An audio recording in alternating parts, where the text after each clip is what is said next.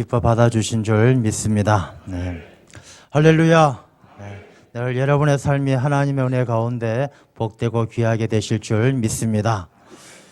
이번 주는 특별히 또 설날을 앞두고 있습니다. 설 명절이 되면 많은 사람들이 고향을 찾아갑니다. 우리에게 이 명절의 의미를 한번 생각해 본다면 명절은 이 사람들이 자기의 뿌리를 찾고 혈연 공동체를 확인하는 시간이 아닌가 그런 생각을 해보게 됩니다.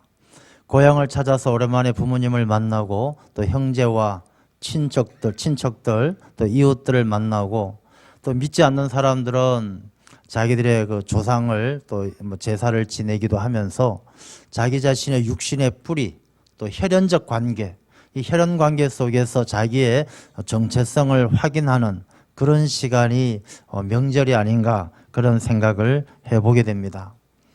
그래서 사람들은 예로부터 이 명절이 되면은 참 분주하고 또 많은 놀이들을 통해서 서로의 화목도 다지면서 명절의 의미를 되새겼습니다. 특별히 설날은 묵은 해를 보내고 새해를 맞이하는 첫날입니다. 이 새해를 맞이하는 것도 중요하지만 사실 더 중요한 것은 묵은 해를 보내는 것도 잘 중요합니다. 우리가 한 해를 맞이하면서 지나간 묵은 해에 대해서 마음이나 모든 문제에 대해서 잘 정리하지를 못하고 새해를 맞이한다면 우리가 새해를 맞이하면서 이번 새해에는 내가 이렇게 해야지 결심도 하고 이렇게 살아야지 계획도 세우지만은 묵은 해를 잘 정리하지 못하면 새해는 며칠 가지 못해서 묵은 해의 연장밖에 되지 않는 것입니다. 사람들이 새 옷을 입으려면 더러운 옛날 옷을 다 벗어버리고 새 옷을 입어야 깨끗한 것이지 냄새나는 이 더럽고 낡은 옷을 그대로 입고 새 옷을 입으면은 며칠 못 가서 똑같이 냄새가 나고 더럽혀진다는 것입니다. 그래서 이 명절을 앞두고 묵은 해를 보내고 새해를 잘 준비할 수 있는 그런 준비, 그런 자세가 되어 있어야 하겠습니다. 우리나라뿐만 아니라 이 설날 명절이 되면 또 여러 나라에서 이 명절을 지킵니다. 이 구정 설날은 우리나라와 중국 정도가 대표적으로 또 베트남 정도가 이 설날을 지킵니다. 며칠 전 뉴스를 보니까 중국에서는 이번 춘절 설날을 맞이해서 30억 명이 이동을 한다라고 합니다. 이 중국의 인구가 한 13억 정도 되는데 거리에서 왔다 갔다 하는 사람을 다 세어보면 한 30억 명이 왔다 갔다 한다라고 본다라면 뭐 중국의 대부분의 인구들이 그냥 거리에 쏟아져서 왔다 갔다 움직인다라는 그야말로 민족의 대이동이 일어난다는 것이죠. 중세 유럽의 역사가 시작되어지는 그 계기를 게르만 민족의 대이동이다라고 봅니다. 야만인들, 게르만족들이 이 로마 쪽으로 내려오는 이 게르만 민족의 대이동은 약 100만 명이 움직였습니다. 이 100만 명이 움직여서 유럽의 역사를 새로 바꾸어 놓았는데 30억 명이 움직인다는 것은 아주 어마어마한 숫자가 움직이는 것입니다. 그렇게 많은 사람들이 움직이면 얼마나 복잡하고 힘들겠습니까? 차도 힘들고 복잡하고 차도 막히고 여러분들 명절에 한번 고향 내려가 보시면 얼마나 힘이 듭니까? 어마어마하게 힘든 가운데 이 명절을 지키기 위해서 자기 자신의 뿌리를 찾고 혈연 공동체, 나의 부모, 나의 형제, 나의 이웃, 친구, 친지들을 만나서 내가 누구인가를 확인하는 이 혈연 공동체성을 확인하기 위해서 그렇게 움직여가는 것이죠. 그런데 막상 이 명절을 지날 때 어떻게 지납니까? 여러분들도 경험을 해보시겠지만 명절을 참 기쁜 마음과 기대하는 마음으로 찾아가지만 잠깐이죠. 가서 세배하고 식사하고 뭐 이렇게 가정 의례를 따라서 이렇게 행사를 진행하고 나면은 그 다음부터 할 일이 없는 것입니다. 대부분들 그 명절 기간 동안 뭘 하십니까? 먹고 또 먹고 마시고 또 마시고 그냥 먹고 마시고 치우고 그렇게 시간을 보내고 또 기분 내키면 둘러 앉아서 고스톱 치시고 여러분들은 고스톱 안 치시죠? 예. 웃으신 분들은 또 치시나 보네요. 예. 뭐 칠 수는 있긴 있겠죠. 저도 옛날에 이게 고스톱 쳐본 적이 있습니다. 먹을 게 없으면 이 비풍초칠 683 뭐 이렇게 하던 뭐 그런 기억이 나는데, 그렇게 시간을 보내면서 명절을 끝내면 또 다시 돌아오게 되는 것이죠. 우리가 이런 명절을 보면서 그리스도인들은 어떻게 명절을 보내는 것이 옳을까라는 질문을 하게 됩니다.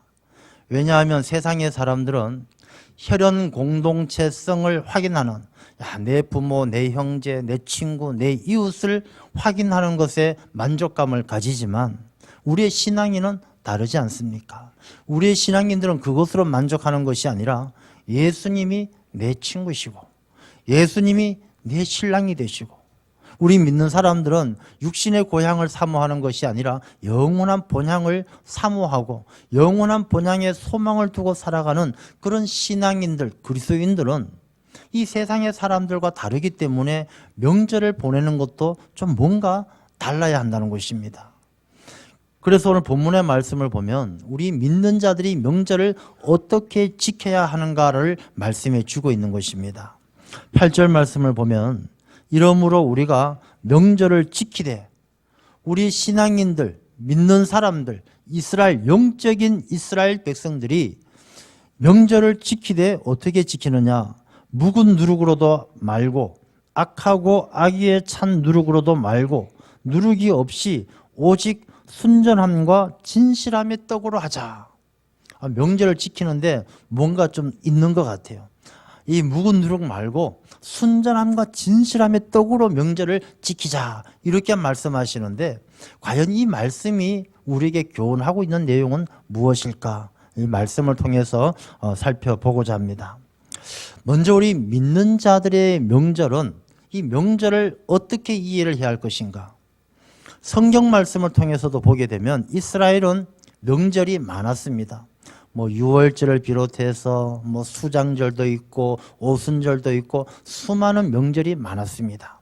그중에 특별히 오늘 본문의 7절 말씀을 보면 우리의 유월절 양 곧 그리스도께서 희생되셨느니라, 이렇게 말씀하시는데, 예를 들어서 유월절이라는 명절을 한번 생각해 보겠습니다.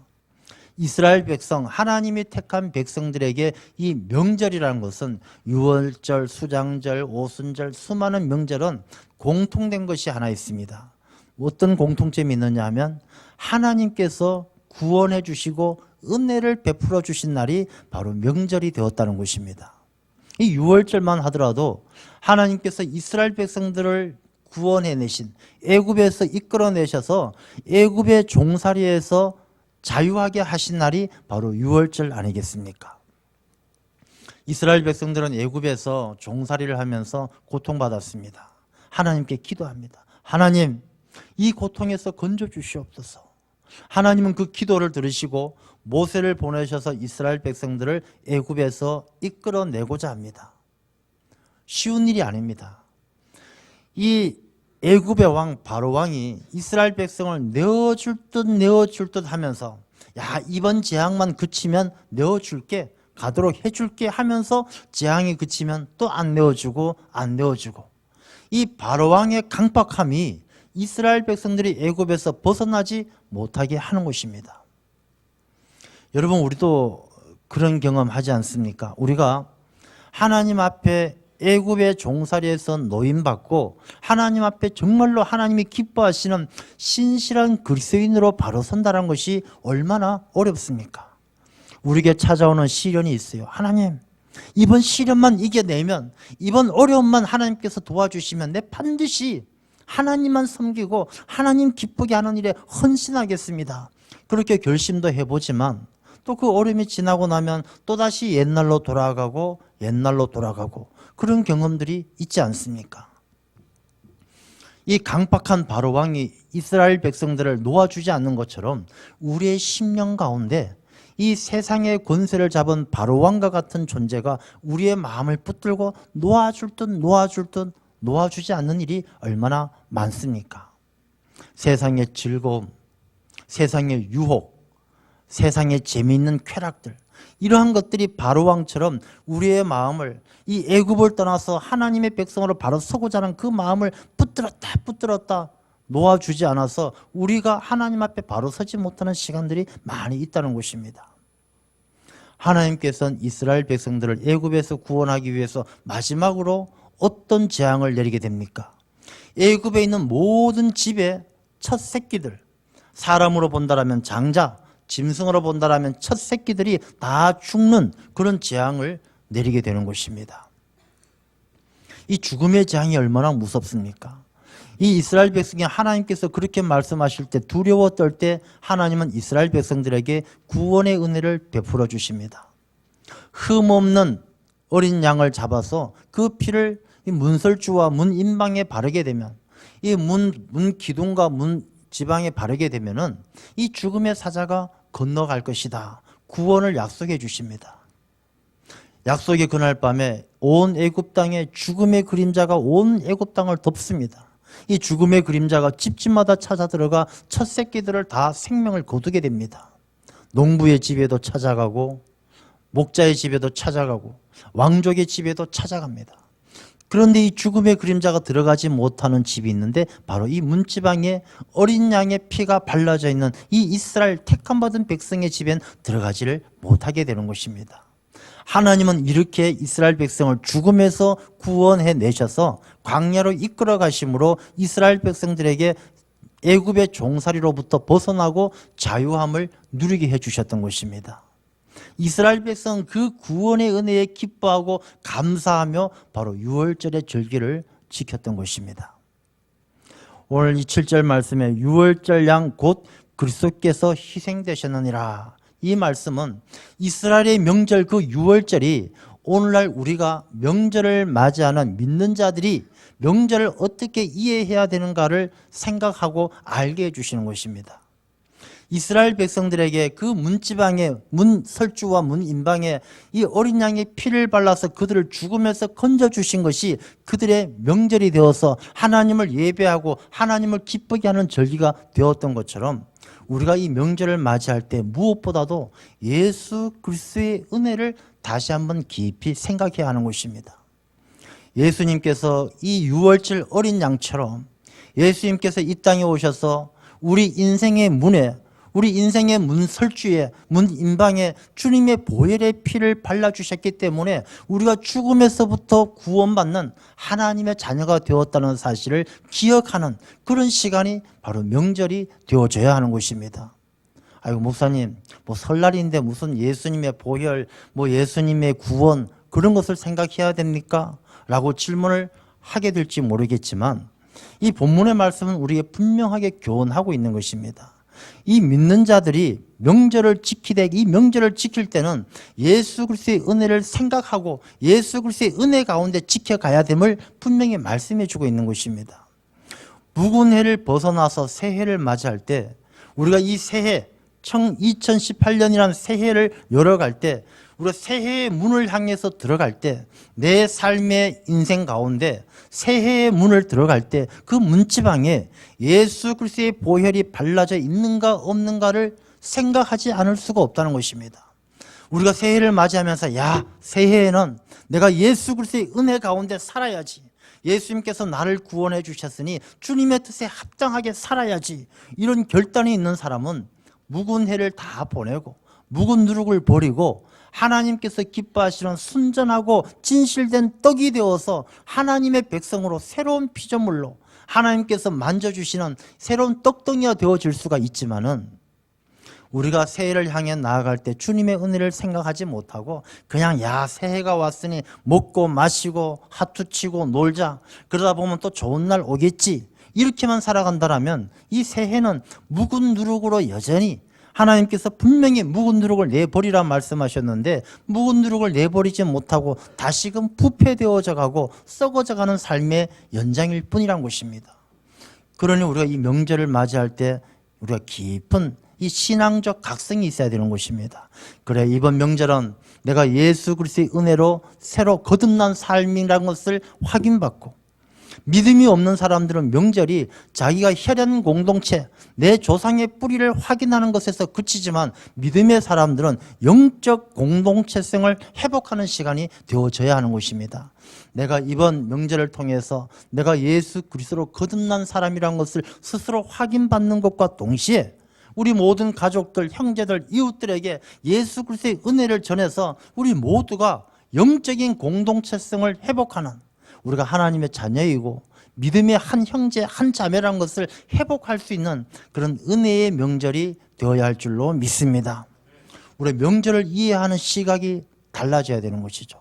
믿음이 없는 사람들은 혈연 공동체를 확인하는 시간, 우리가 남이가 야 반갑다, 우리 형제다, 자매다, 그걸 확인하는 것에 그친다라면 우리 믿는 사람의 명절은 이 시간을 통해서 하나님의 은혜 가운데 믿음으로 하나 되고 복음을 알지 못하고 주님을 만나지 못한 형제 자매들에게 복음을 전할 수 있는 우리의 영성이 회복되어지고 하나님 안에서 하나 되어지는 그런 명절이 되어야 할 줄로 믿습니다.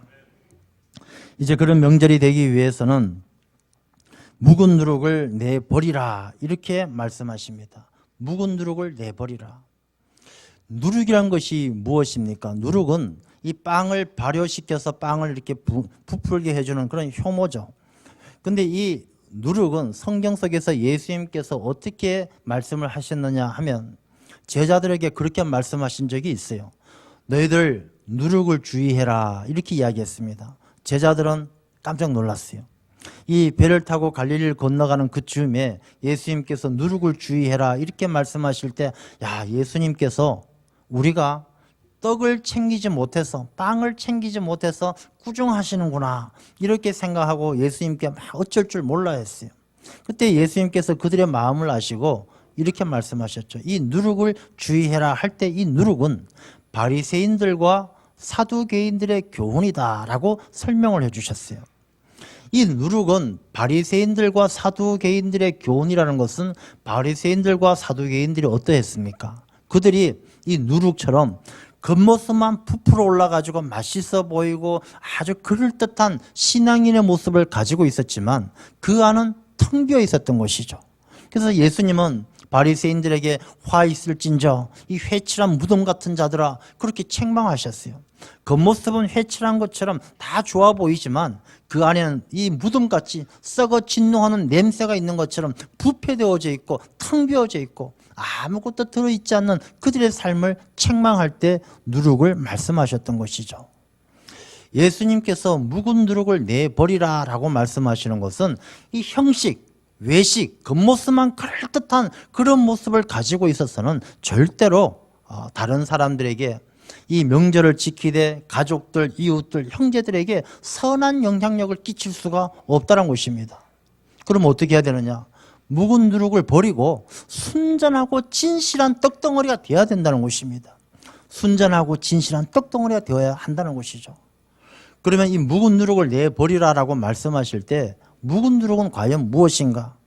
우리가 이 본문의 뒤에 나오는 말씀을 다 읽어보면 이 본문의 말씀 가운데 묵은 누룩을 몇 가지 말씀을 해주셔요. 첫 번째는 음행하는 것입니다. 음행하는 것. 우리가 음행한다 그러면 막 음란하고 퇴폐적인 것을 떠올리는데 물론 윤리적으로 퇴폐적이고 음란한 것도 음행하는 것이죠. 그렇지만 이 본문의 말씀 가운데 이 바리새인들과 사두개인들의 교훈 가운데 음행하는 묵은 누룩을 버리라 할 때 이 음행은 영적인 문제를 이야기하는 것입니다. 이 영적인 음행은 무엇이냐? 세상과 뒤섞여서 세상과 구분되어지지 않고 세상과 타협하며 살아가는 모습이 바로 영적인 음행입니다.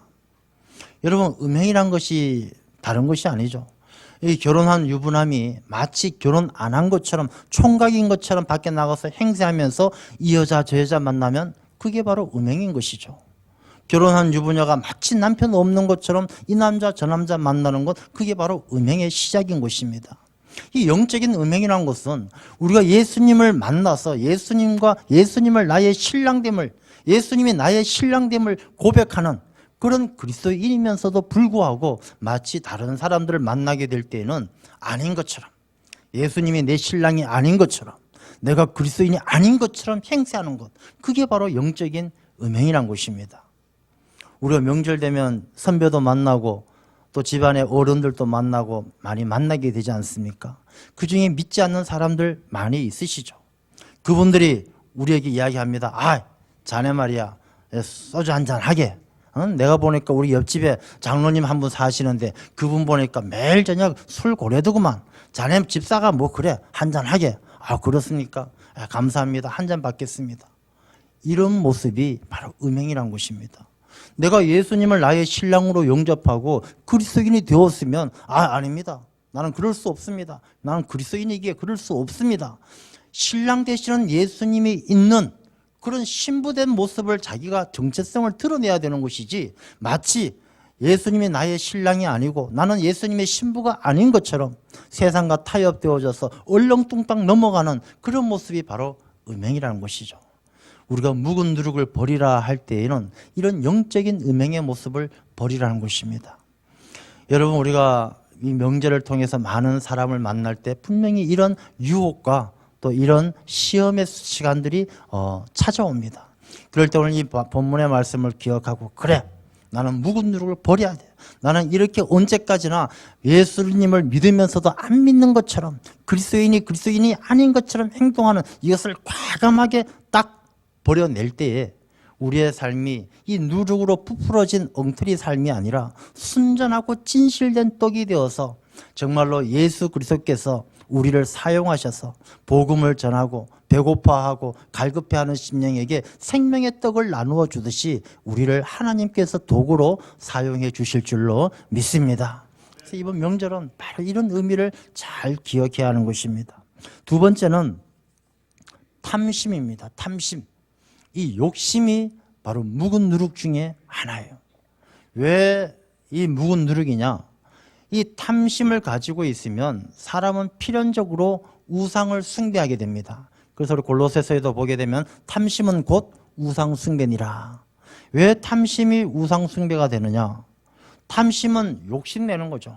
욕심은 하나님과 재물을 겸하여 섬길 수가 없는데 하나님이 아니라 재물을 택하는 게 탐심이에요.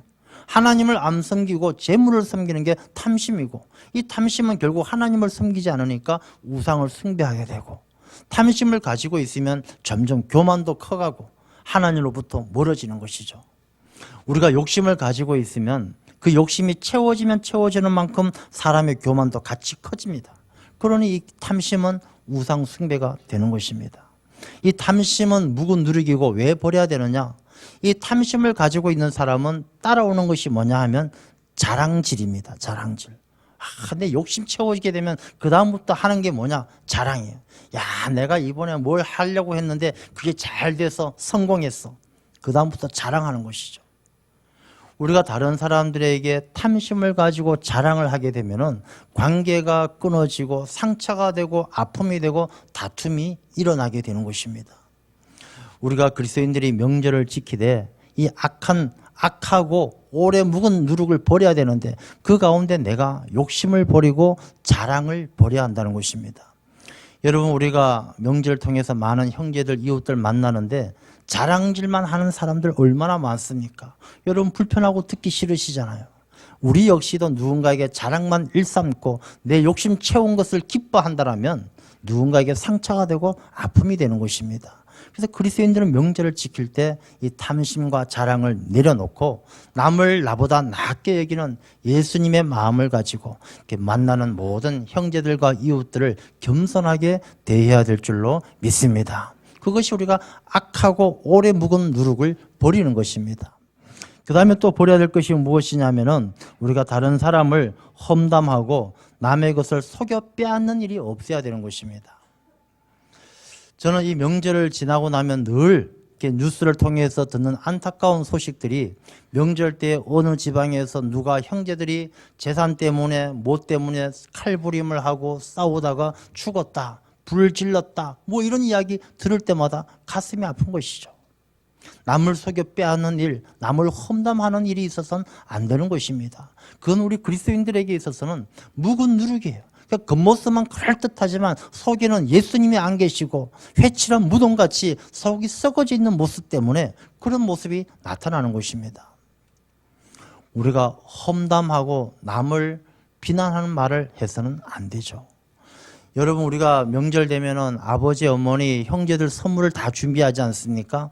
여러분들 아마 준비 많이 하셨을 거예요. 과일도 준비하시고 굴비도 준비하시고. 근데 정말로 준비해야 될 선물이 하나 있어요. 그게 뭐냐면 바로 칭찬하는 말과 격려하는 말이에요. 여러분 한번 곰곰이 생각해 보십시오. 아, 이번에 내가 옳게 만나면, 야, 옳게 이번 참 고생 많았어. 내가 이거 참 옳게 하는 거 보고 감동받았고 너무 고마웠어. 이런 칭찬과 격려의 말을요, 준비해 놓고 훈련하지 않으면 절대로 할 수가 없어요. 막상 가서 딱 만나서 이야기하다 보면은, 아, 얼굴 보면서부터 마음이 옛날에 불편했던 게 기억나고, 저 사람 때문에 속상했던 게 기억나고, 어쩌다 우연히 툭 내뱉은 말이 내게 탁 귀에 거슬려 가지고 싸움이 되고 할 수가 없는 거예요. 이 칭찬하고 격려하는 말을 준비 잘해서 내가 소중한 보물처럼, 선물처럼 준비해서 이 선물을 꼭 전해야 되겠다라고 마음먹고 훈련하지 않으면 칭찬하고 격려하는 말을 할 수가 없는 것입니다.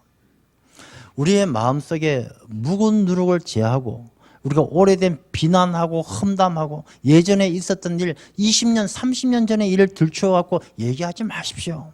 꼭 명절 때 되면 그러죠. 들어도 한 수천 번 더 들은 얘기 또 합니다. 막 30년 전 얘기 또 꺼내고. 그렇게 해서는 그 가정이 행복한 가정, 영적으로 공동체성을 회복할 수가 없어요. 믿음으로 하나 될 수가 없고 하나님의 사랑 안에서 하나 될 수가 없는 거예요. 우리가 예전에 이전의 것 묵은 해를 다 보내버리고 묵은 누룩을 버리고 우리가 준비해야 될 것은 이 순전하고 진실된 떡을 준비하듯이 우리가 그들에게 칭찬하는 말, 격려하는 말을 잘 준비하는 거예요. 야, 이번에 내 사촌 여동생에게 꼭 이 말을 해야 되겠다. 그 말을 딱 칭찬하는 말을 만들어 놓고 이 칭찬하는 말을 몇십 번이고 되뇌어서 훈련하고, 그러면 가서요, 이 말 안 하면 손해보는 것 같잖아요. 내가 훈련하고 그렇게 준비했는데 그 말 안 하고 오면 얼마나 손해보는 것 같습니까? 훈련되고 준비한 사람은 그 얘기를 할 수 있는 것이죠. 근데 준비 안 하고 훈련 안 한 사람은 잊어버려요. 만나면 다른 것이 더 기분 나쁘고 속상해서 잊어버리기 때문에 안 되는 것입니다.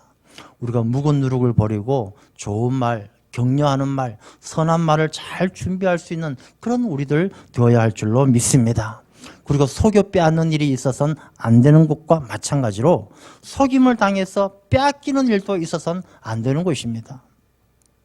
요즘엔 사람들이 얼마나 말을 교묘하게 하는지 그냥 조금만 영적으로 정신 바짝 차리지 않으면 그냥 홀딱 쏘가 넘어가서 다 빼앗겨버려요. 영혼도 빼앗겨버리고 마음도 빼앗겨버려요. 요즘에 이단들에게 넘어가는 사람들이 다 그런 거예요. 얼마나 교묘하게 이야기하는지 홀딱 속아 넘어가서 다 빼앗겨버려요.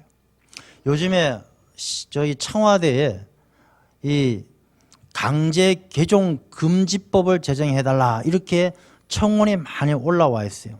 강제 개종 금지법, 종교를 막 가족이라도 부모라도 자녀의 종교를 함부로 억지로 바꾸어서는 안 된다.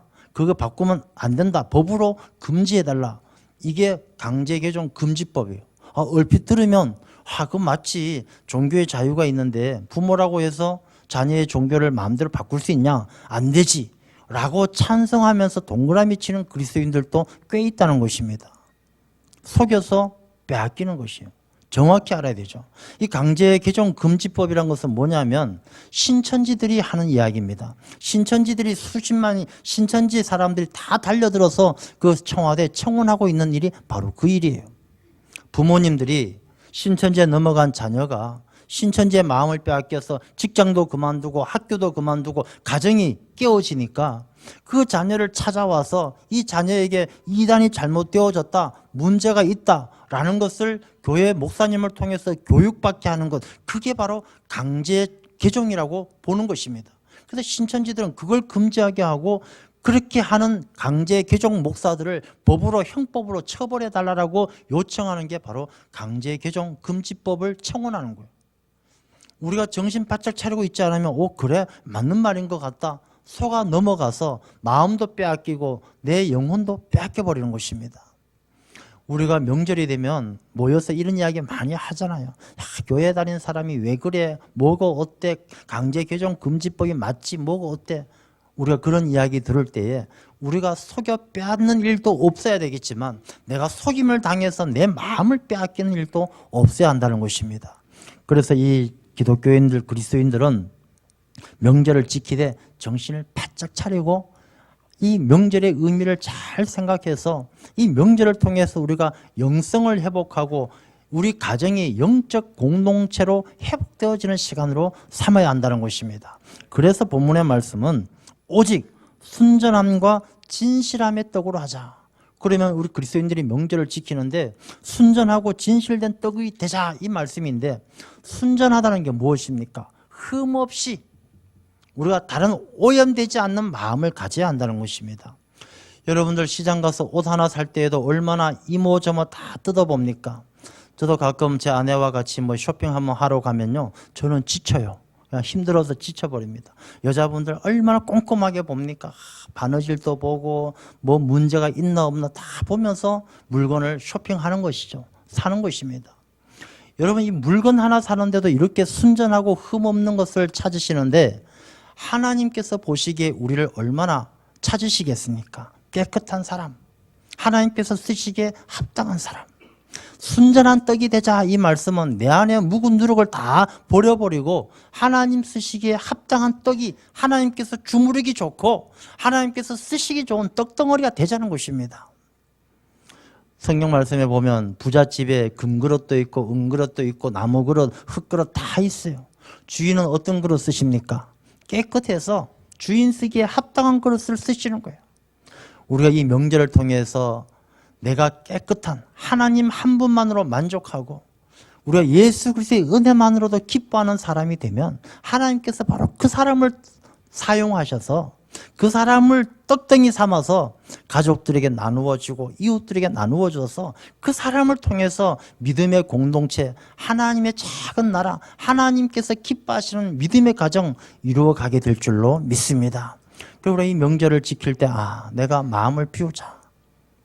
금그릇, 은그릇, 가진 것 많고 출세하고 높은 지위에 있어야 하나님께서 쓰시는 것이 아니라 하나님 한 분만으로 만족하고 하나님의 은혜로 기뻐하는 그런 마음을 가지고 그런 믿음을 가지고 있으면 하나님께서 바로 그 사람을 사용하셔서 그 가정을 복되게 하시고 그 가정을 믿음으로 회복되게 하시는 줄로 믿습니다. 진실함의 떡이 되자, 진실함의 떡이 되자. 우리가 진실이 없이는 어떻게 공동체성이 회복되어질 수 있겠습니까? 예수 그리스도께서는 내가 진리요라고 말씀하셨어요. 예수 그리스도를 영접한 우리가 진실되지 않으면 어떻게 우리의 가정과 우리의 이웃들에게 복음을 전할 수 있겠습니까? 우리 이 명절을 통해서 나의 위선, 거짓, 나 자신을 부풀려서 이야기하는 사람이 아니라 진실되게 있는 모습 그대로 나의 신앙, 나의 믿음 그 모습 그대로 보여줄 수 있는 그런 진실함의 떡이 되어서 우리가 누룩이 없는 묵은 누룩이 없이 하나님께서 주무르기 좋은 순전함과 진실하게 떡이 되어서 우리가 이번 명절은 우리 믿지 않는 가족들이 있다라면 믿지 않는 형제와 이웃들에게 있다라면 내가 순전함과 진실함의 떡이 되어 복음을 전하는 하나님의 도구로 쓰임받는 그런 명절이 되어져야 할 줄로 믿습니다. 우리가 이번 명절을 통해서 그리스도인들이 명절을 지키되 세상의 사람들처럼 혈연 공동체를 회복하고 우리가 먹고 마시고 즐기는 명절이 아니라 우리가 예수 그리스도의 은혜를 깊이 생각하고 우리가 순전하고 진실함의 떡이 되어서 우리의 가족들, 이웃들에게 영성을 회복하고 신앙을 회복하고 영적 공동체성을 회복할 수 있는 그런 귀한 명절이 되시기를 간절히 축원합니다. 기도하겠습니다. 아버지 하나님 감사합니다.